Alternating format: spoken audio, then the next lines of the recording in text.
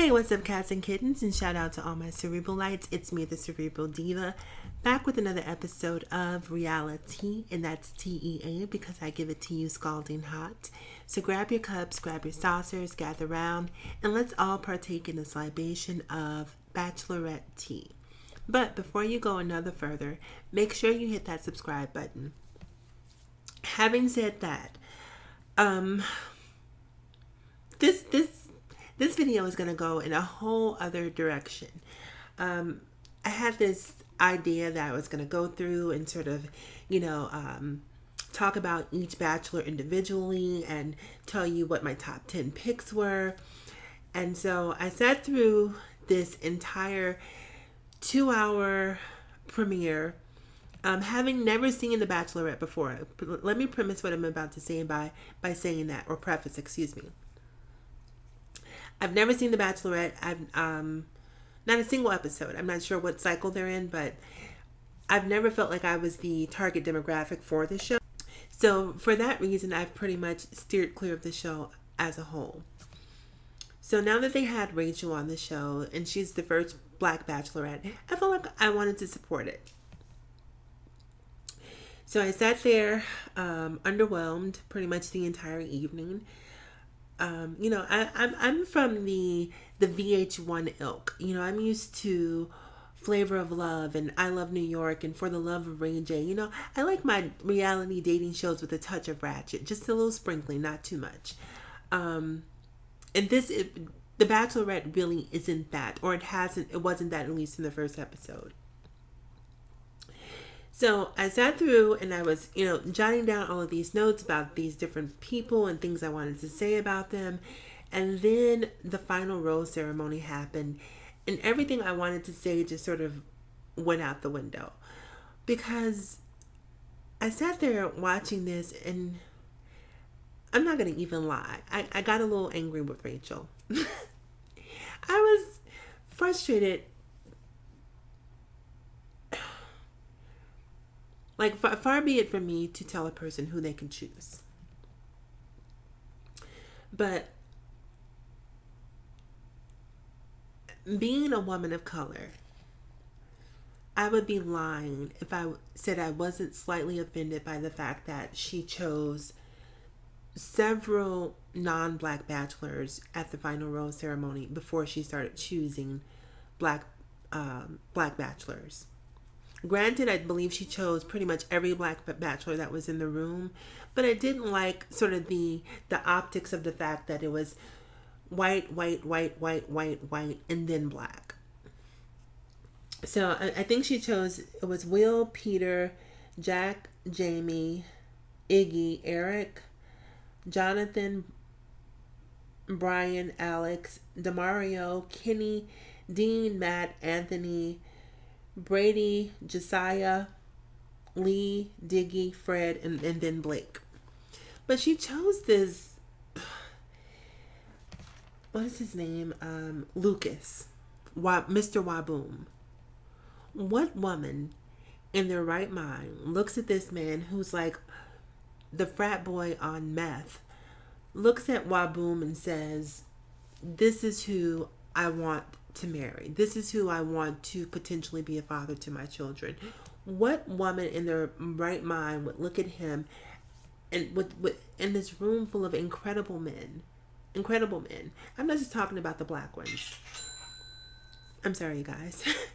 There's a room full of great guys, and she chooses not just the Waboom guy, but also the guy who dressed in a penguin costume and another guy who brought a marionette with him. For me, when I look at people like that, if they're not taking it seriously, then then I can't take them seriously.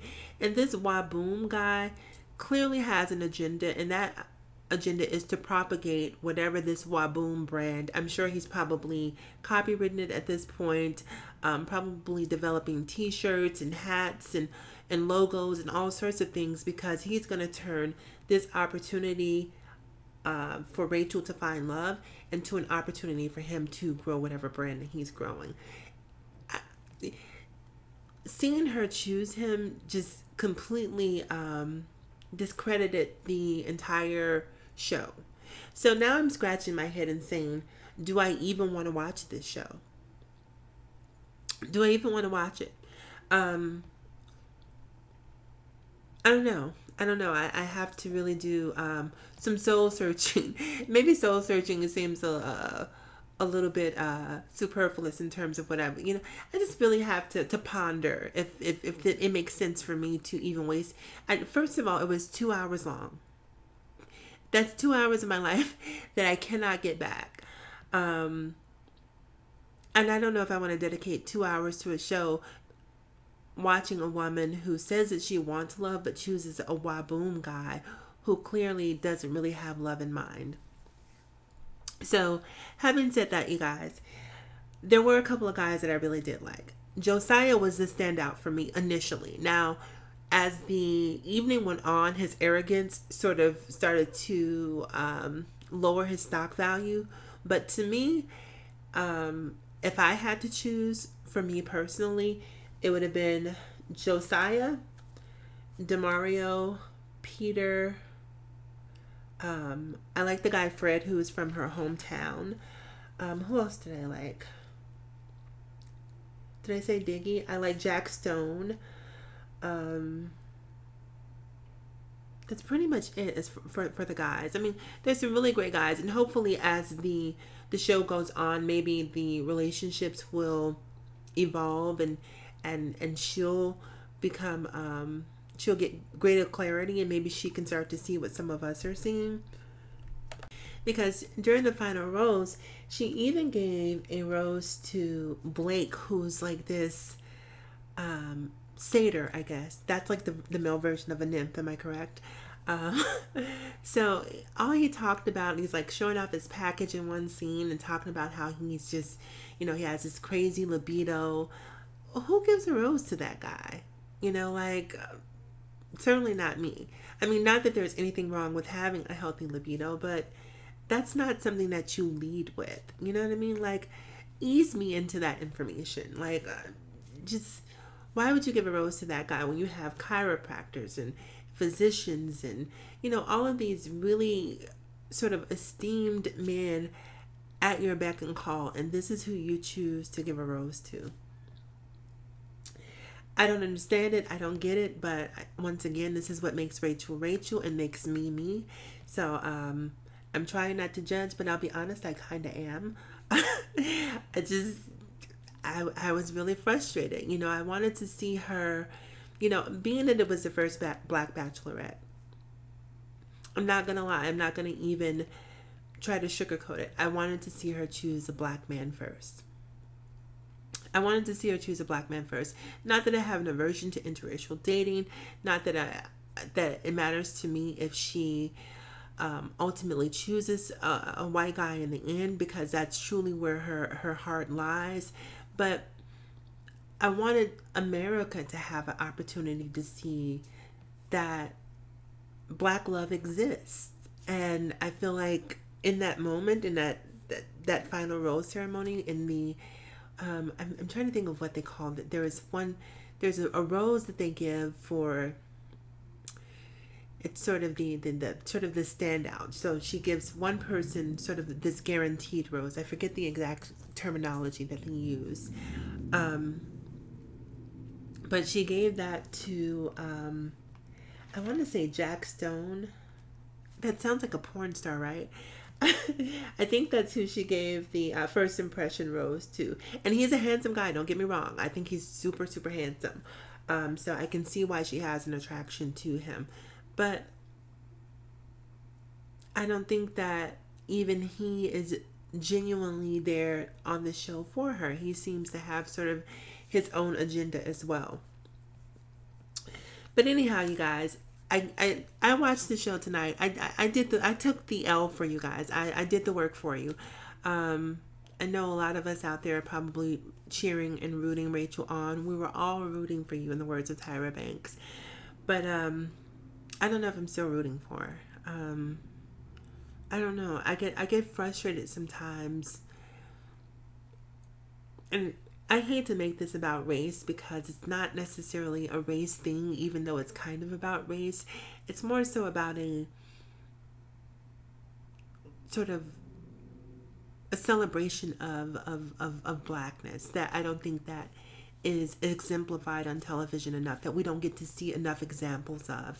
And I was really sort of hoping that we would get to see that play out on a national platform in front of all of America. But once again, when it's an opportunity for us to sort of underscore Black love, we feel compelled to sort of kowtow, if you will, to the powers that be and show that we are pliable and amiable and affable beings who are willing to assimilate and do what's necessary to fit in, versus making a declaration of, this is who I'm attracted to, this is who I want to be with, and to hell with anyone who has a problem with it.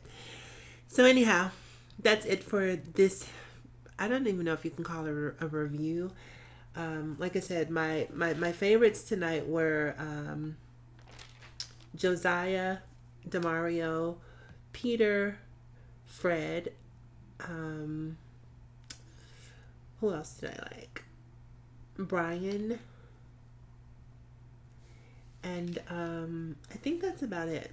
Everyone else was just sort of filler. So I'll tell you what I'm going to do. I'm not going to be a complete and total curmudgeon. I'm going to give the show another go next week. We'll see how it goes. We'll see how things play out. See if she sort of becomes more connected to her roots, if you will. And we'll go from there.